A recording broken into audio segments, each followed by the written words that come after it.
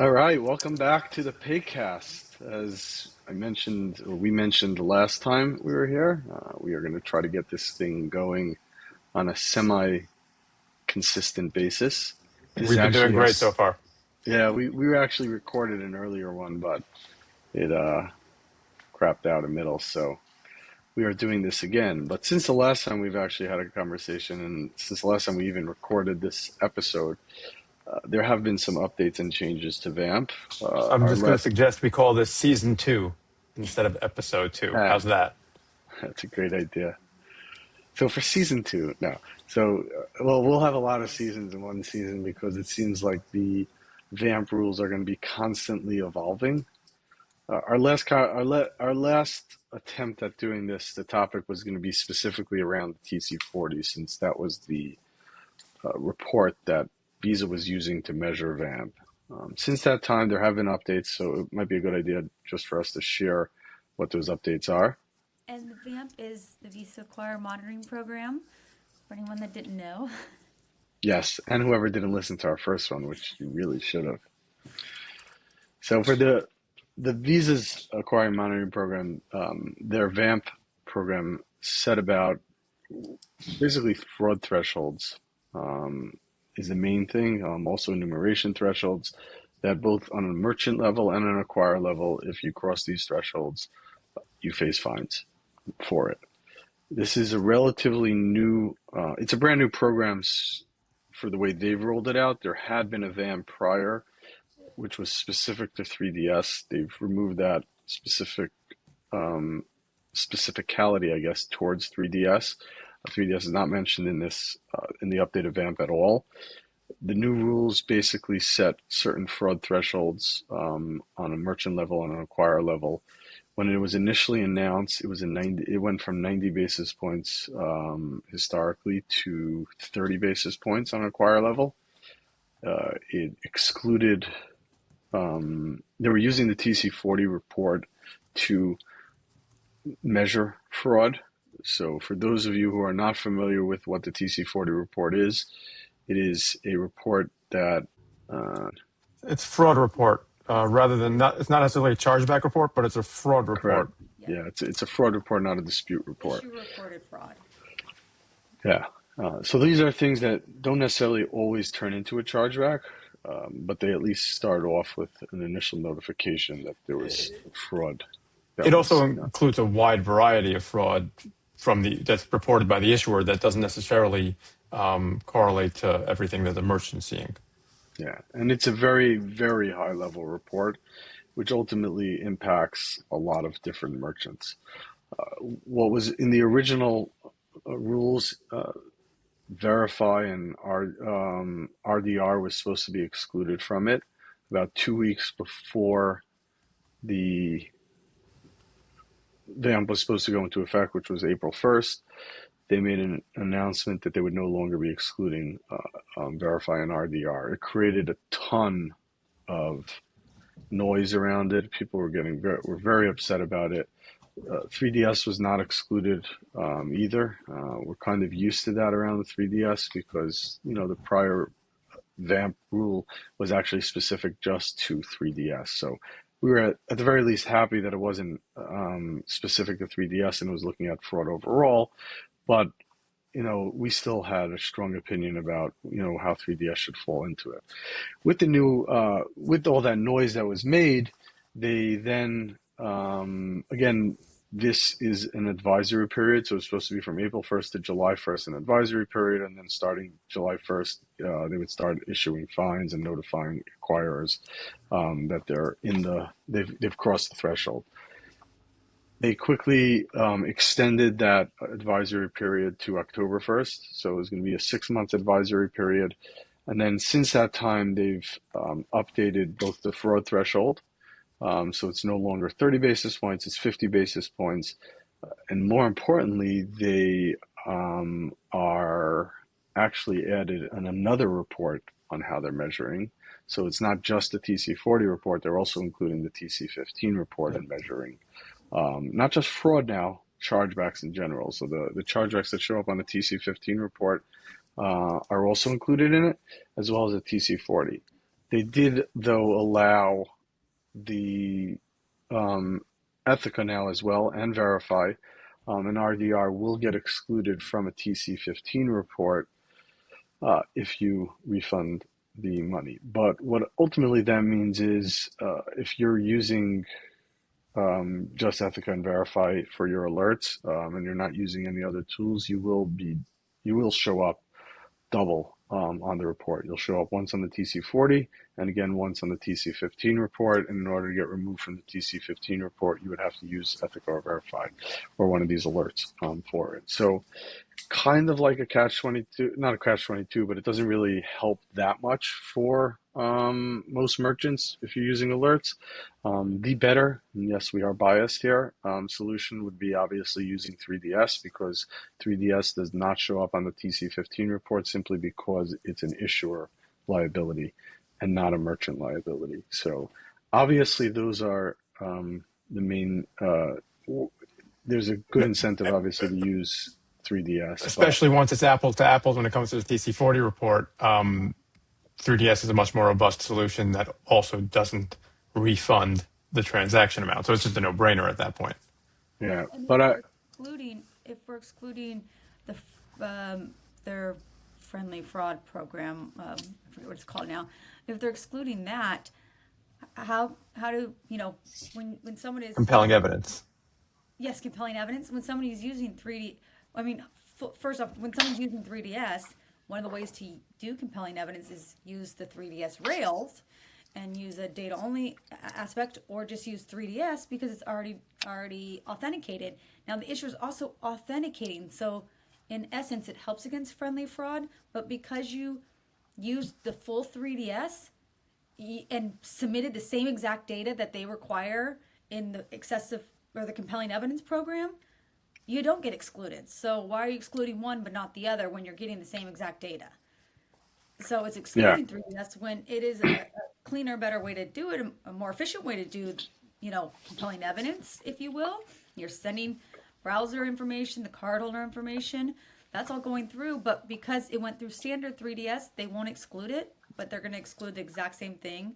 So Visa's almost pushing people to use a program and not their other product. So yeah, and I think I think probably what we should discuss here is why we think what we think about both utilizing the TC40 report as a way to measure fraud, and why I think we all feel that it's not the right report to use because of how it's looked. Secondly, like Lauren was just saying, is that compelling evidence shows that this is the cardholder. 3DS does the same exact thing, which means that from a network level, that these transactions are almost for sure first-party fraud. But that's effectively what you're saying as as a network by allowing compelling evidence to work and 3DS normally to work. So why is the merchant and the acquirer the ones being dinged here when ultimately this is an issuer problem? The whole point of 3DS was to really push back on the issuers and say, hey, listen, you guys know this is the cardholder. You've authenticated the cardholder. It's time for you to push back on the cardholder and say, this was you who made the transaction. And what's happening here is with the way this program is being rolled out, it's effectively penalizing merchants and not giving them any sort of tool really to use to manage any sort of fraud for it.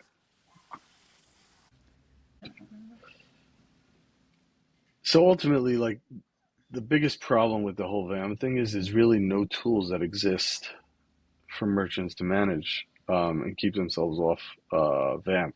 We were at recently the ARC payments conference, and there was a bunch of airlines there. Now, airlines in general have historically been quicker to adapt and utilize 3DS.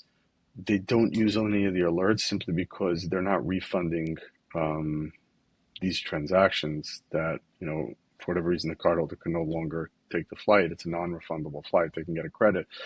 So they tend to see a lot of first-party fraud. And they raised their hands when Visa was talking about VAMP and said, like, what do you expect us to do? We're utilizing 3DS. There's no way for us to stay out of VAMP then. Like, these are all first-party fraud chargebacks almost exclusively happening. I mean, if you think about it, like, people are not stealing credit cards to buy flights because they got to show up there in person if it's for themselves. So ultimately, most if not all fraud that happens, there is usually first party fraud, unless it's post transaction, I guess, post flight that they charge back. So there's definitely a problem, and there's a disconnect here, and I know that Visa wants to shut out a lot of these high risk merchants, and that's really, I think, the impetus for what this program is about, which makes sense, if you look at now them counting the TC15 report. But there has to be something that's done for merchants to be able to manage this. Yeah, and I think what's also interesting is for their programs, they look at it, it's the next month. There's maybe a month of or month to 3 months to get out of it, and then it's huge fines. Like I think they start at $10,000. And if you look at, it's not abnormal for networks to have these monitoring programs. Mastercard has a similar. They have fraud monitoring program. It's done very differently.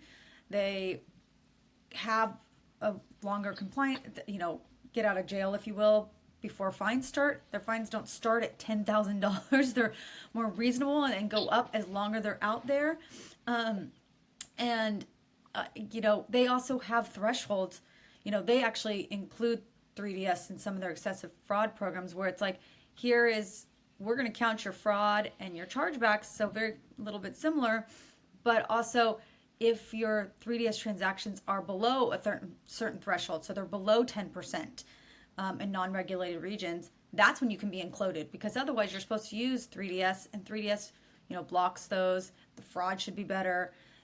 So it's not taking to an account for Visa. And, it's different for regulated versus unregulated, but I don't understand why Visa is not taking into account one of their tools that is fraud, right? This should be counted on the issuer fraud side, not on the merchant fraud side. The merchants doing what they have to do. They are authenticating the cardholder with the issuing bank. The issuing bank is saying yes or no. It's on the issuing bank now to push back on the cardholder, and this should be counted on a separate bucket in whatever fraud rates they have to keep down, and they should go fight. But why is the merchant being penalized when there's nothing they can do about this? Yeah, I agree. I think that Visa needs to they kind of let 3DS run and let everyone do whatever they want to do. And, like MasterCard has very specific rules around how much you're supposed to use 3DS. You're not supposed to send certain transactions in. You'll get penalized if you do send certain transactions in that came back from the issuers like, this is bad, no. And Visa doesn't do that. And so it lends merchants to kind of be in the wild, wild west and use it however they want and do little sketchy things sometimes to try to get what they want when that's not how it's supposed to be used. And it's ended up ruining it for people who are using it the right way sometimes. And I think they Yeah. need to put those better rules around it so that people use it in the right way, and it gains better. It also will help gain better trust from the issuers and make better decisions by the issuers. Yeah, and by the way, part of the fallout you're seeing from these VAMP rules is that ultimately it impacts the other the other card brands as well. Because listen, Visa at the end of the day is the largest, network by quite a wide margin. So if they're not using it for Visa, it's very hard for them to just integrate specific to MasterCard and Amex and Discover. So the other networks are ultimately hurting in terms of 3DS adoption because of these rules. And I think, just from what I'm hearing from people within some of the other card brands, they are not happy with the vamp, and they do think that there needs to be changes. And like you said, MasterCard really does a good job of helping push adoption around it and using it properly and holding both sides, which is key here, But that's accountable the around that. point. See, right there, that's the point. I think the issuers have to be kept to the decisions that they make, right? If the issuer decides that this is the cardholder, they have to then approve the transaction, right? Forget about, let's take away TC40, let's take away, fraud monitoring, and just even on the approval side, right? If the merchant's saying, is this okay? You can't then come back and say, it's good enough for 3DS, but now I'm not going to approve it on the actual transaction side. It doesn't make any sense, and there have to be guidelines or guardrails from the card brands so that it's not really, I mean, Lauren, you made a point where the merchants might be a little bit in the wild west. I feel like it's the issuers who are even more in the wild west, right? They just let people send in transactions, make decisions, and then have absolutely no accountability towards those decisions. Right. Yep. Uh, They do. and those decisions are specifically because they know how prevalent first-party fraud is, and they're only declining those transactions when you use 3DS because they know it's going to come back to bite them potentially. Correct. Which Which again, means, MasterCard doesn't allow for. right, which means that they know that these are legitimate transactions because they authenticated it, and they only are willing to accept it when they're not on the hook. But once they're on the hook, they don't want to accept it. Because they never want to push back on their cardholder. Exactly, and that's where that's where there should be there should be accountability around that. Oh, by the way, that was one of the airlines' comments to Visa is like, are you going to start holding the issuers? They asked outright, like, is there going to be any issuer accountability specifically because of the degradation in approvals? And that also causes another reason. Forget about the whole liability shift side of it.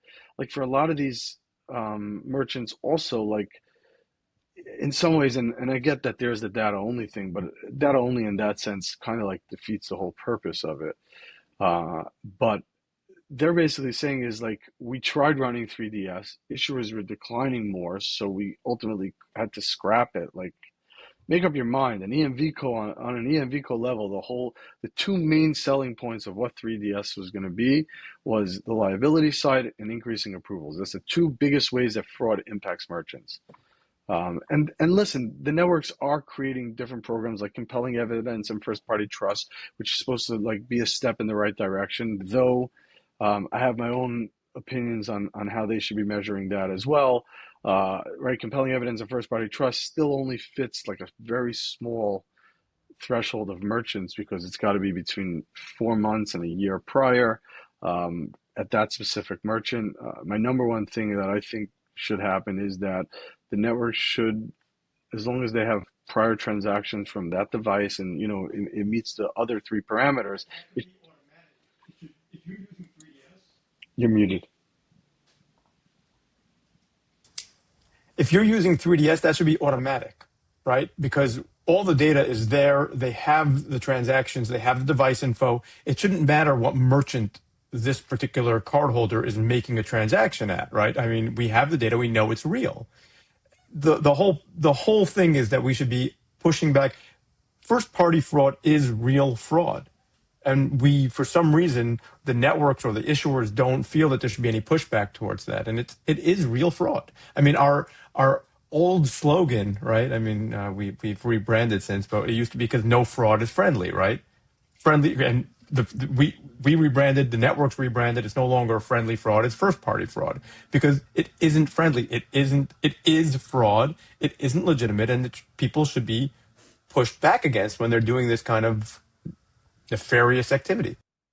Great. I mean, I think that's, again, like I said, that's why do they have first party programs that require data to be sent when all that data is already in 3DS and 3DS isn't excluded or considered in any of this program? Yeah, and it logically, liability away when you happen to be in it.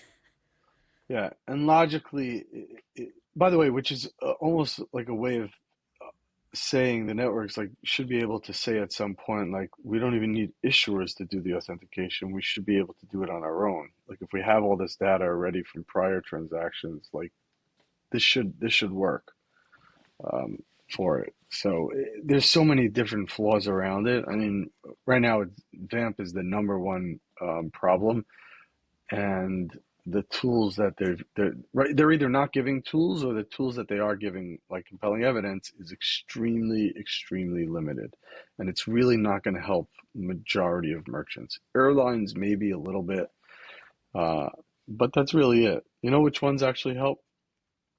Like the betting and the gaming, which are the ones that they kind of don't want. Maybe, I don't know, but those are the ones that where you have a lot of repeat customers to do it. that it'll do it. But again, that's a very, very small subset of merchants and transactions. And that's really the sad thing is like these little things and the actions they're taking that are not helping the adoption of 3DS, like what's happening with VAMP, the TC40 reports, etc., and what we've seen in the past. These actions are not helping 3DS gain foothold, especially in the US or North America. And that is what's allowing the issuers to do what they want when it comes to not pushing back against the first party fraud, right? Because it's such a small amount that they're on the hook for.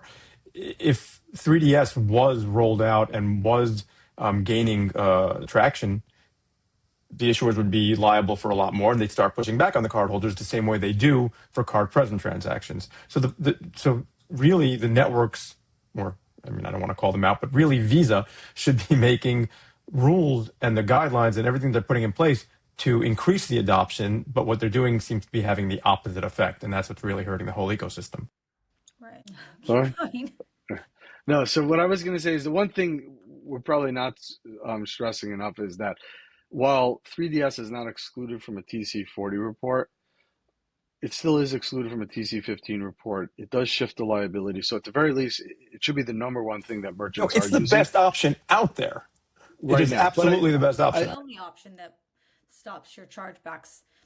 yeah, and I do think that Visa, from conversations I've had with people within Visa, they do understand.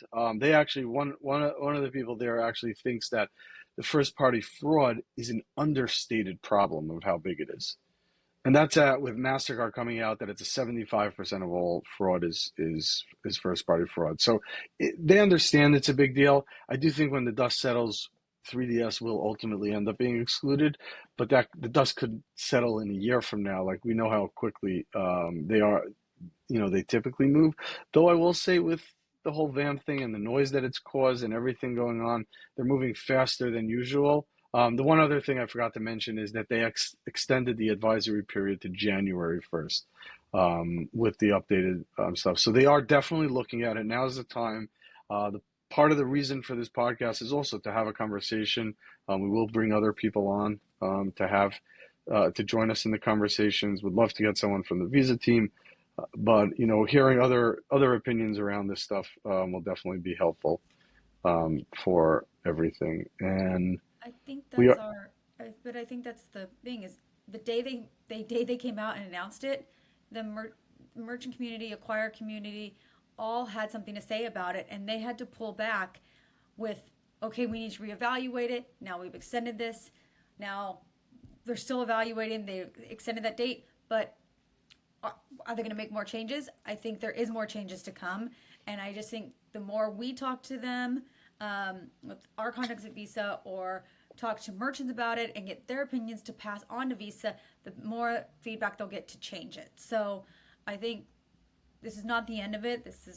I think there's more changes to come, and as we have information, we can do more podcasts. But I think anyone that listens to it and has an opinion, would be great to send it in for us to pass over. yeah. By the way, I think we're bumping up on time and have to wrap this episode up, but stay tuned. Next time, we'll have a very special guest. Thank you. oh, who is that guest? Uh, Now we have a hook, and now we have to find somebody. Yeah. Okay.